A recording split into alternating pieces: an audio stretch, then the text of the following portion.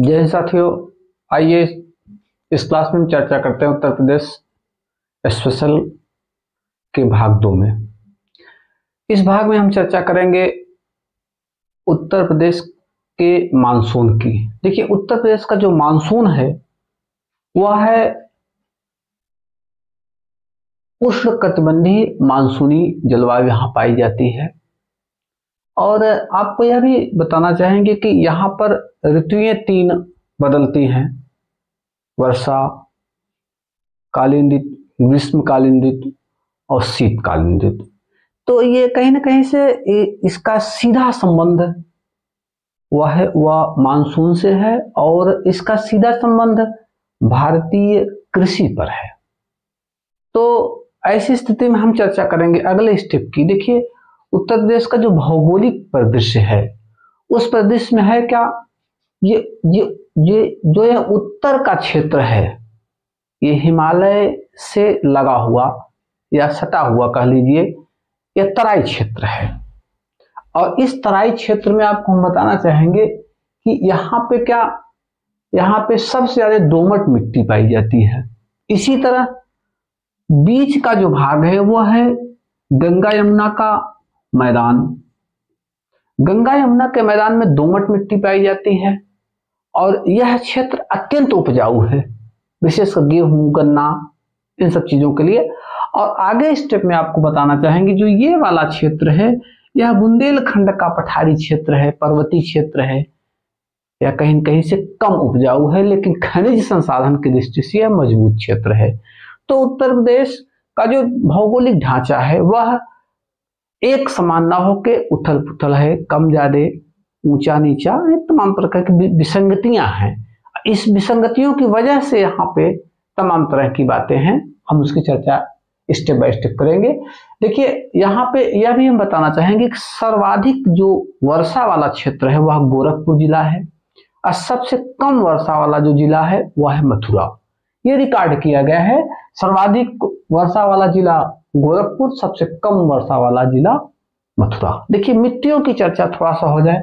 मिट्टियों में हमने बताया उत्तर प्रदेश की जो मिट्टियां हैं वो भावर का तराई क्षेत्र में दोमट मिट्टी है।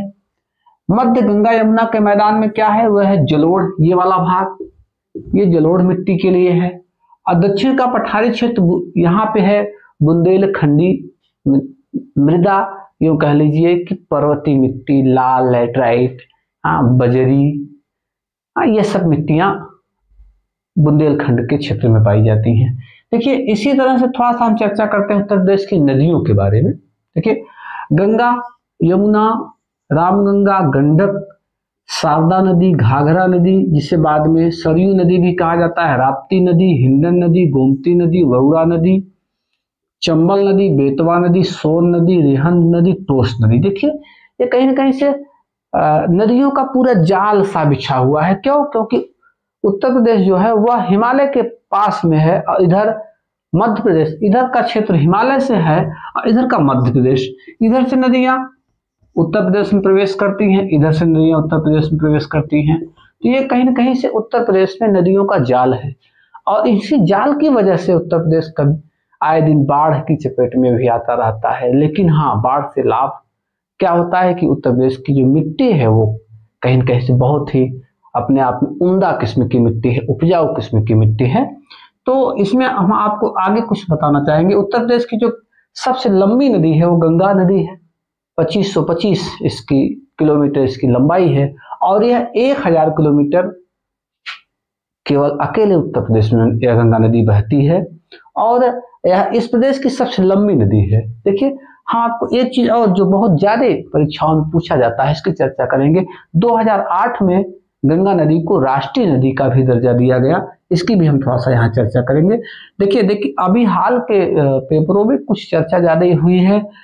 गंगा के दाएं तट पर बसे नगर प्रयागराज, हरिद्वार, कानपुर। गंगा के दाएं तट पर बसे नगर प्रयागराज, हरिद्वार, कानपुर और गंगा के बाएं तट पर बसा नगर इकलौता, उसका नाम है बनारस।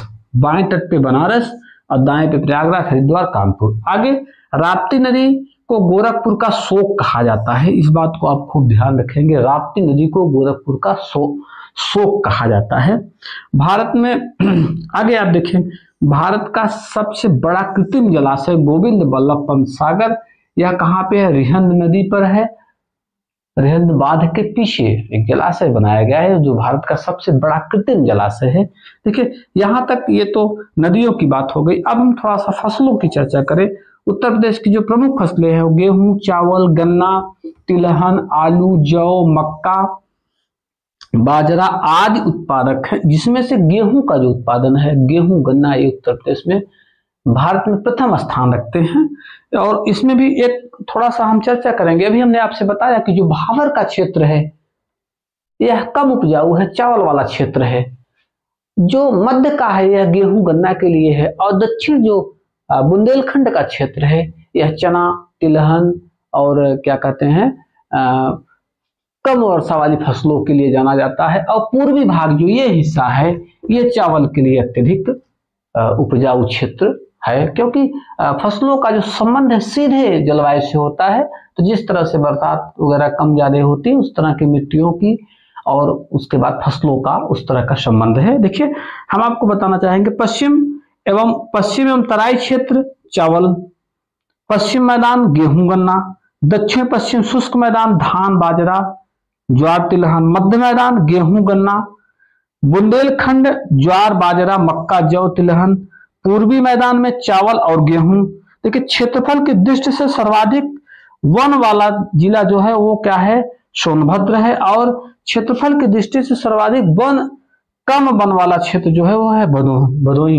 देखिए राज्य का एकमात्र राष्ट्रीय उद्यान दुधवा राष्ट्रीय उद्यान है जो कहाँ पे है? लखीमपुर खीरी में है। और चंद्रप्रभा वन्य जीव विहार ये चंदौली जिले में है। देखिए आगे आपको बताना चाहेंगे नवाबगंज पक्षी विहार वह उन्नाव जिले में है। उत्तर प्रदेश का एकमात्र बब्बर शेर सफारी वह इटावा में स्थित है। और इस समय जो है वहां पे एशियाई शेर पाले जाते हैं। देखिए मित्रों आगे जो है आपको हम बताना चाहेंगे कुछ इंडस्ट्री की चर्चा हो जाए, उद्योगों की भी चर्चा। वैसे उद्योगों के मामले में उत्तर प्रदेश बहुत धनी नहीं है, फिर भी कुछ उद्योग वहां यहाँ पे विकसित हो रहे हैं। चौथे पांचवें स्थान पर है उत्तर प्रदेश में। देखिए उत्तर प्रदेश का एकमात्र स्टॉक एक्सचेंज जो है वह कानपुर में है। चीनी के उत्पादन में उत्तर प्रदेश देश का प्रथम स्थान है। लकड़ी, देखिए ध्यान दीजिएगा, लकड़ी पर नक्काशी का काम जो है सहारनपुर में होता है। ये परीक्षा इंपॉर्टेंट प्रश्न है। लकड़ी पर नक्काशी का काम होता है सहारनपुर में। कानपुर चमड़ा उद्योग, सूती वस्त्र उद्योग के लिए जाना जाता है। रेशम की साड़ियां बनारस में प्रसिद्ध है। कांच विशेषकर चूड़ियां फिरोजाबाद में उत्पादित होती। विश्व स्तर पर चूड़ियों का उत्पादन फिरोजाबाद में होता है। मित्रों फिरोजाबाद को सुहाग नगरी भी कहा जाता है। आगे देखिए पीतल के बर्तन जो है वो मुरादाबाद में बनाए जाते हैं।